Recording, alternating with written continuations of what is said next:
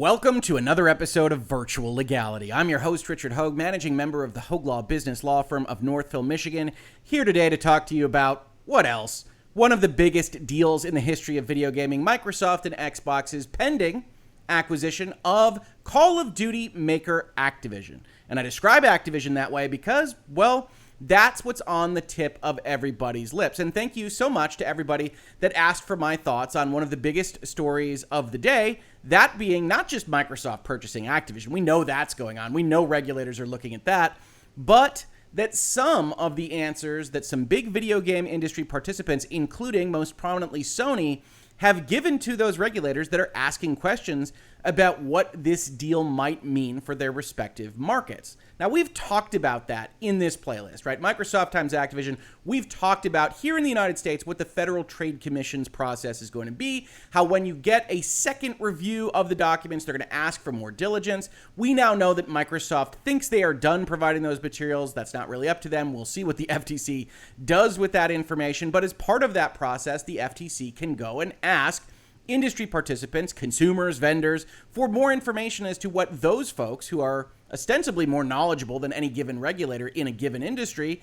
think about a proposed deal. And that is taking place all around the world. So this weekend, a post went up on resetera, which is a prominent forum talking about video games, by someone named Idis. And Idis here says they are a lawyer. We have no reason to disbelieve them, but they put together this post that talks about the Brazilian regulators' responses that they received from places like Sony and Ubisoft and Amazon to the questions that were posed by this regulator. Now, as you can imagine, since it's the Brazilian regulator, one of the things we don't know is Portuguese here in Virtual Legality. So these documents look a little bit like this. So we are going to be taking, with a grain of salt, of course, but we're going to be taking on faith some of the translation that is done by this particular member of resetera so that we can talk about it. I will tell you that we've gone through Google Translate for as good as it is and looked at some of the answers, looked at some of the questions, and everything seems to line up with what this particular forum poster is saying.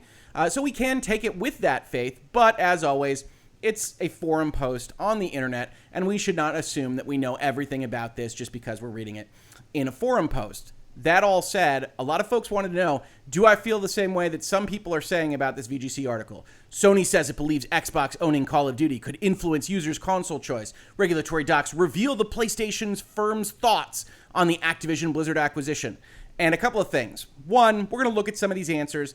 But two, all right, I'm a lawyer, right? I do mergers and acquisitions. When you are talking to a regulatory body, yes, you can give your thoughts. Yes, you should always tell the truth. Yes, we can expect that Sony is being truthful, roughly, with the answers that it has given to this regulation body. But everything, everywhere in business can be done with an eye towards how it's going to be perceived, both in public, if you know these documents are going to be made public, which Brazil warns the answerers about, and two, how it might benefit you.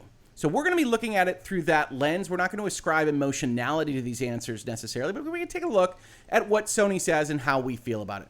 So here's Idis at resetera. As you may have heard, Microsoft is acquiring Activision Blizzard. To do that, they have to go through some regulatory processes, including Brazil. Brazil put together some questions here. They say they are a lawyer. They speak Spanish, not Portuguese, but very similar in nature. They use some Google Translate themselves. And then they want to highlight what kind of questions they were asking, the Brazilian regulatory authorities. Does your company agree that physical distribution and digital distribution of games should be treated as separate markets? Or would physical and digital distribution compete with each other in the same market? Now, that's going to matter because, as we've talked about, in respect of antitrust regulation, the definition of the market is often where this fight lives. If you define a market to be something really small, like, say, dedicated VR fitness apps, it's much easier to find a monopoly than all software. Software can then be separated into enterprise software and personal software and video games and other kinds of things.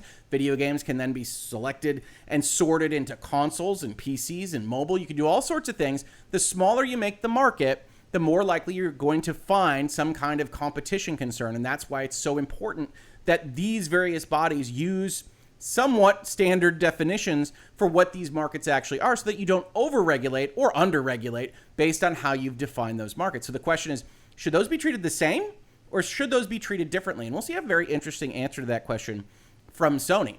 Should the digital video game distribution market be segmented by hardware platform type? If you consider that the game distribution market should be segmented, or that it should encompass a broader set of products or services, present an alternative definition. They ask for a lot of homework in this set of documents, especially for companies that aren't otherwise related to this transaction.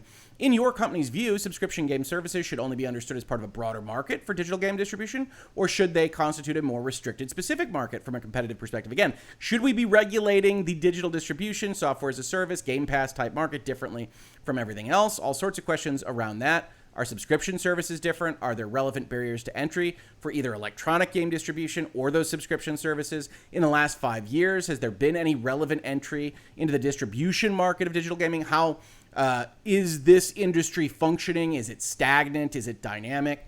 Provide an estimate of the time required to complete a full entry. I don't think we have Sony's answer here necessarily, but I did translate it separately in researching this video. They say basically, we can't know, but it would take a long time. An isolated entry into the game distribution market can be considered commercially viable. Could somebody enter into this thing, or should we be really worried about game distribution? Is the market for physical distribution of games for consoles exerting some competitive pressure on the console game digital distribution market? How do physical and digital react? Does Activision Blizzard publish any title which, due to its characteristics, does not have close competitors? And this is what's getting reported on all over the place, because Sony made some very specific answers. Now, specifically, we're going to take a look at how this is summarized on resetera, because I think that's useful, and I think this individual poster did a very good job. But we can also look at some of what's being baked into this questioning by the Brazilian authorities itself. So here's Google Translate. Take it as you will. But their question to the Sonys of the world, to everyone that they ask this set of questions to, in your company's view, does Activision Blizzard publish any title which, due to its characteristics or specificities, does not have competitors upcoming published by other companies in the game industry? That there's nothing that could possibly compete with it. Which ones? Note, as close competitors, consider games of the same genre, action, adventure, racing, RPG, first-person shooter, etc., available on the same platform, aimed at the same player audience, and developed based on production values and similar technical specifications. You don't have to name indies against AAA, and you don't have to name every possible variant of video games against the Call of Duties of the world. But this question is at least somewhat loaded, right? You tell us what you think is going to be distinct, and we will listen to you. And of course, that kind of elicits a response like the one that Sony gives, which is Activision's Call of Duty is an essential game, a blockbuster, a game AAA that has no rival. According to a 2019 study, the importance of Call of Duty to entertainment in general is indescribable. The brand was the only video game IP to enter the top 10 of all entertainment brands among fanatics, joining powerhouses like Star Wars, Game of Thrones, Harry Potter, and Lord of the Rings. Call of Duty is so popular that it influences users' choice of console, and their network of loyal users is so ingrained that even if a competitor had budget to develop a similar product, they would not be able to rival it. Now, let's talk about that a little bit.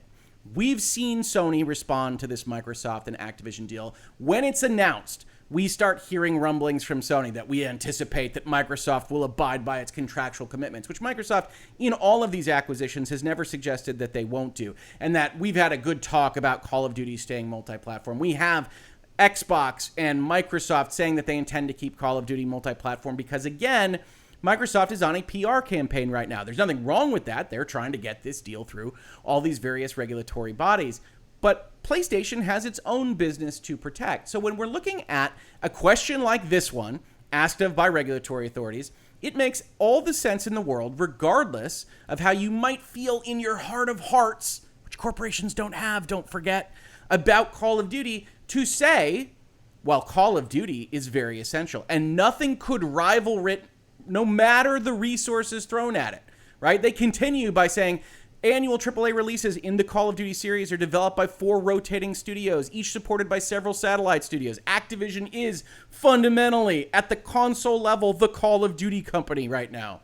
Other studios work on Battle Royale, Warzone, and Call of Duty Mobile. Approximately 1,200 people work in the development of each version, and another 1,500 are involved in the publication and distribution of the game. Thus, Call of Duty alone has more developers than most game companies employ across their entire development portfolio, even AAA studios. Still, having in view of its plans to recruit an additional 2,000 developers in 2021, Activision probably expects Call of Duty to be even more successful in the future.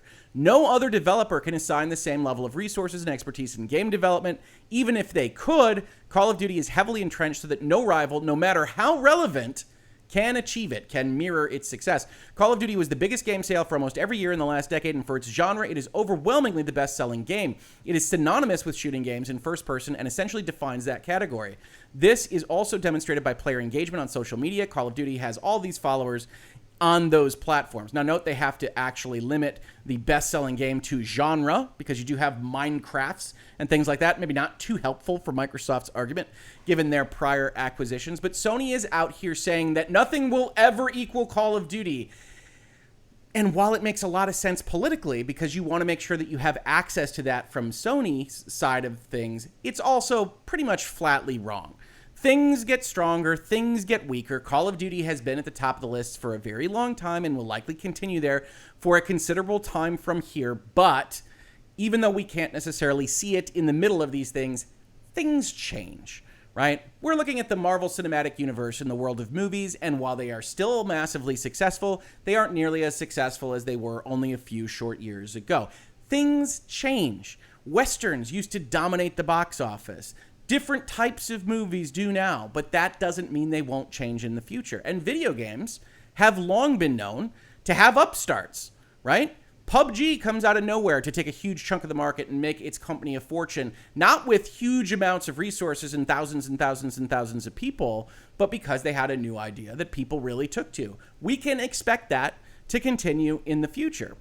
But Sony makes a good case for Call of Duty being a very unique property that consistently outsells almost everything else on the market. So Sony can make this truthfully while still gilding the lily a little bit, right? If we're really honest, we got the truth serum out and we sat the Sony executives down in a chair. Do they really think Call of Duty is just going to be at the top of the charts for video games forever and ever and ever? I don't think that they would.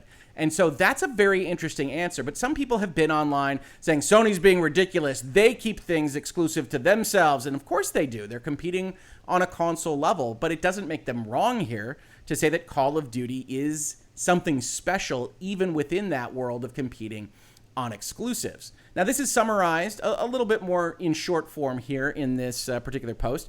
They say that from a development publication perspective, game development typically involves an early stage that is neutral in relation to the platform before the game is adapted for one or more specific platforms. Totally fair. They believe that all games compete for engagement of the player. Players choose their gaming platform based on pricing, features, and game types. The available content is the main factor for the player to choose a platform. They say that there are a few barriers to entry in game development and publishing for PC, that only one developer can create an indie game and distribute it online, but creating a high-end AAA game requires a budget of hundreds of millions of dollars and thousands of employees. They say that apart from Activision, there are few developers, publishers capable of producing AAA games, such as EA, Take-Two, Rockstar, Epic Games. These games tend to be long-running franchises with big budgets, multi-year development cycles, and very supportive followers.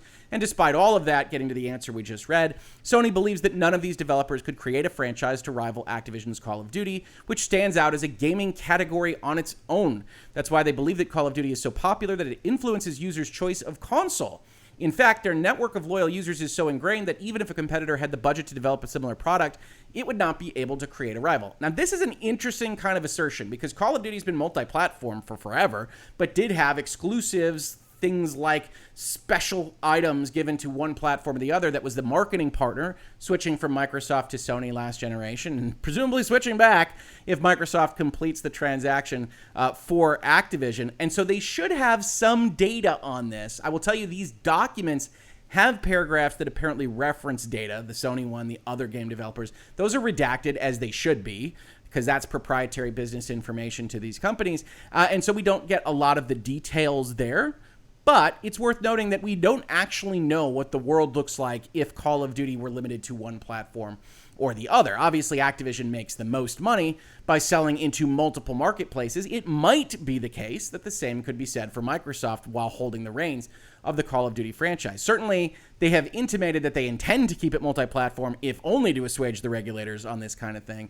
But Sony wants to make sure that these regulators, and probably every other answer they give to other regulators, know that Call of Duty is very important to them. They talk about the time, money, number of employees, millions of followers, sales, and other data points related to Call of Duty to show how it's a very unique franchise that cannot be replaced. And then they talk a little bit about Game Pass. So things get interesting from there. Here we go with respect to Game Pass. Content, as the main driver of purchasing decisions, is the most important barrier to establishing a digital distribution channel for PC, console, and mobile.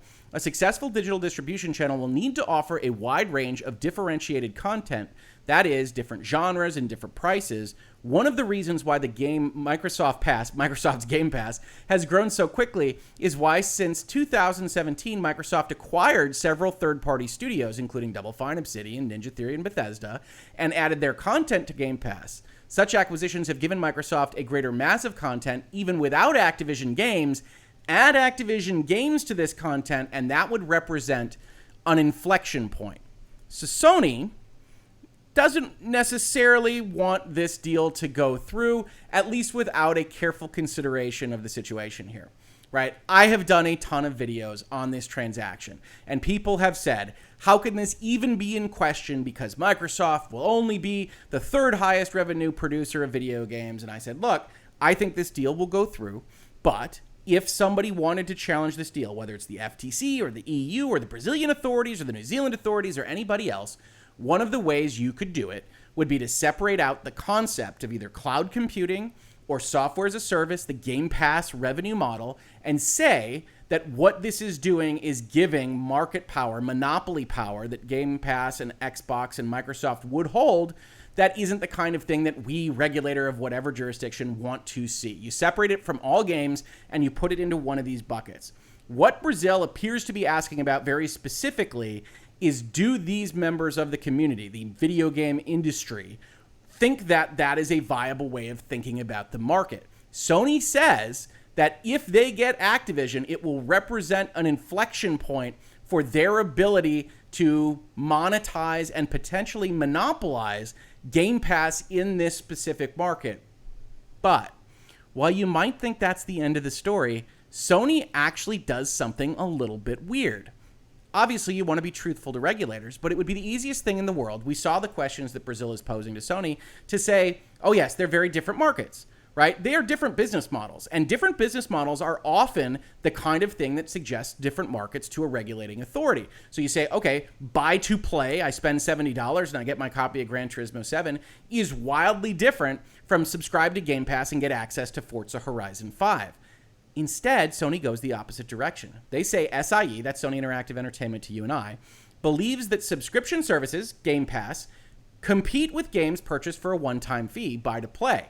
So they go out there and they tell this regulator, sure, we could have said these are different markets. That would make it a little bit harder for Microsoft to stand its ground.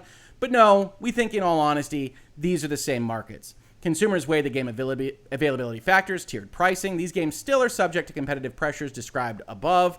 Games are substantially the same regardless of whether the consumer made a one-time payment or accessed the bonds through a service of signature, whether they access it by subscription or not. So Sony actually goes out of its way to say, no, this is still the same market, and with a bigger denominator of the market, Microsoft has a better case for saying that they aren't exerting too much market pressure, even though Sony is clearly concerned about any way to compete with what Microsoft is building.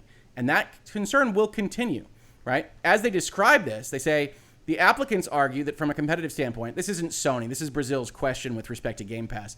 The purchase of individuals with upfront payment and subscription services for multiple games make up the same relevant market for digital game distribution. So they asked this question, and Sony answered it the way we just said, differing only as far as to the payment model. More specifically, they allege, this is Microsoft, that the parties consider that subscriptions that give access to several games make up the segment-wide range of digital distribution. When deciding whether or not to subscribe, players will evaluate the various things in the Game Pass. And that leads to Sony's answer. And then Brazil asked them to justify that answer. But Sony is clearly still concerned. While Sony agrees that subscription services compete with games purchased for a one-time fee, the lowest upfront cost, the lower upfront costs of subscription services for consumers can make publishers who recoup significant investments in games by selling them for an upfront fee not be competitive with that subscription model. This can harm the consumer, says PlayStation, reducing the quality of the game.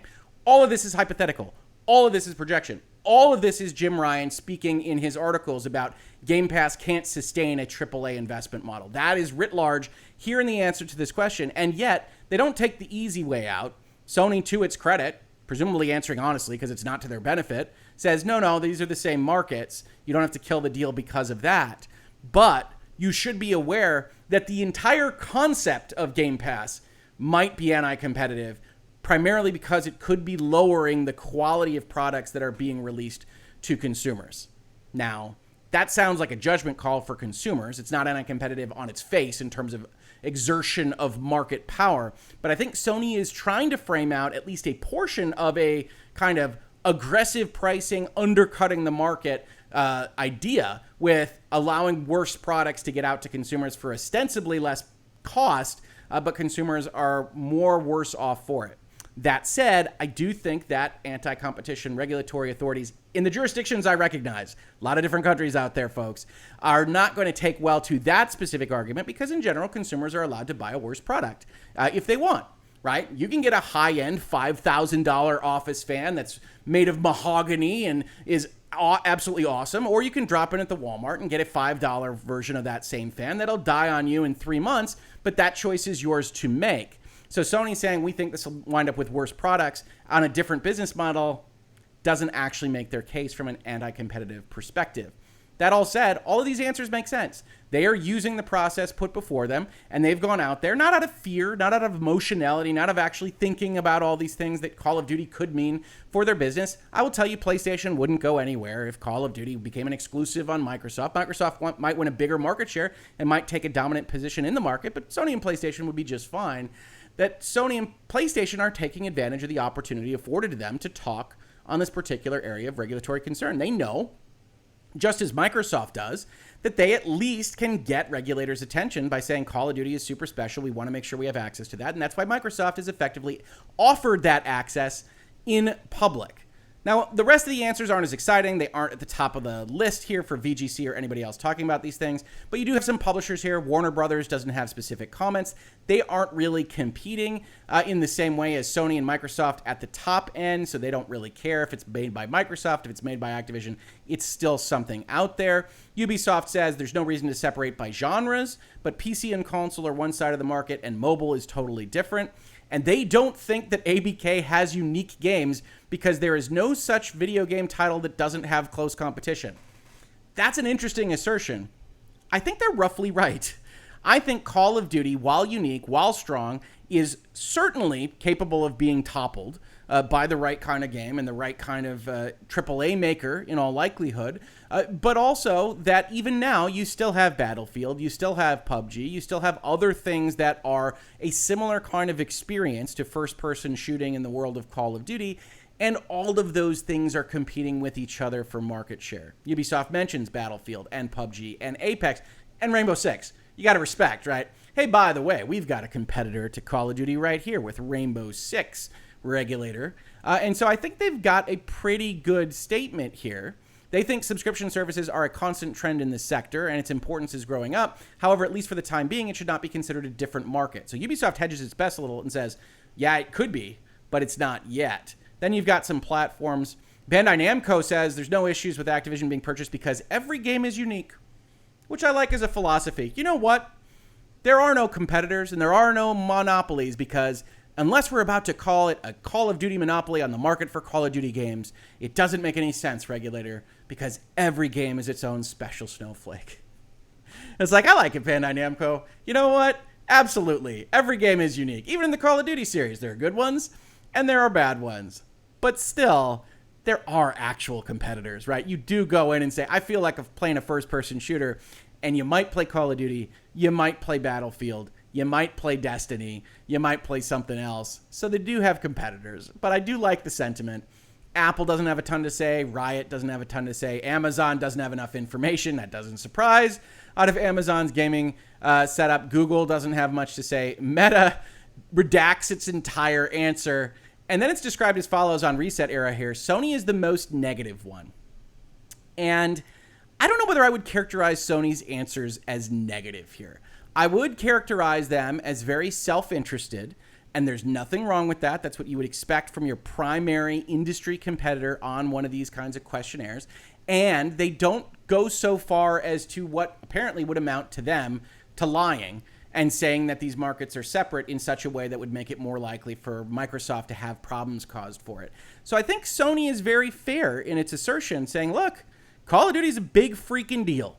And we think that if it were made exclusive to Microsoft, that would bite into our market share. Now, should anybody care about that is an entirely different question. Because Microsoft isn't suddenly going to become a monopolist in the video game industry, even with that access. But they might, with respect to subscription as a service type stuff and Game Pass.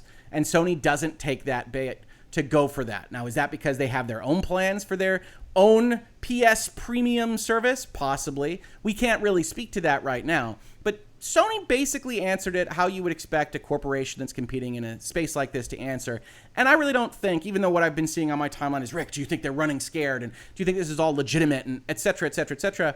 I think it's opportunistic. I think it is a company that knows that they can put a little bit of pressure to make sure that they get to keep this game that they think is useful, that undercuts at least some of the value of the Microsoft transaction. And they're being truthful about that in order to get that result. So that's what I see from Sony. I know a lot of people come in here and say I dog Sony too much. I actually didn't see an issue with these particular answers, but certainly it's interesting to see these various industry players talk on this. And I do want to thank, is it Idis from Resetera for highlighting that these documents were out there. In Portuguese, grant you, but certainly a lot of fun stuff to talk about. This has been Virtual Legality for today. If you enjoy talking about the business and law, video games, technology, pop culture, and more, please consider supporting the channel. We've got a Utreon, where most of the money you would otherwise put in there gets to us, which is fantastic, and Patreon, which is a more well-known platform, but a little less of those resources get to us. Either way, it's fine. We've also got YouTube memberships, but if none of that appeals to you, just subscribing, ringing bells, engaging with the content, upvotes, downvotes, anything else that you like that YouTube recognizes as you watching the video and having a thought, every little bit helps. If you caught this on YouTube, thank you so much for watching. And if you listen to it as a podcast, thank you so much for listening. And I will catch you on the very next episode of Virtual Legality. Virtual Legality is a YouTube video series with audio podcast versions presented as commentary and for education and entertainment purposes only. It does not constitute legal advice and does not create an attorney-client relationship. If you have legal questions about the topics discussed, please consult your own legal counsel.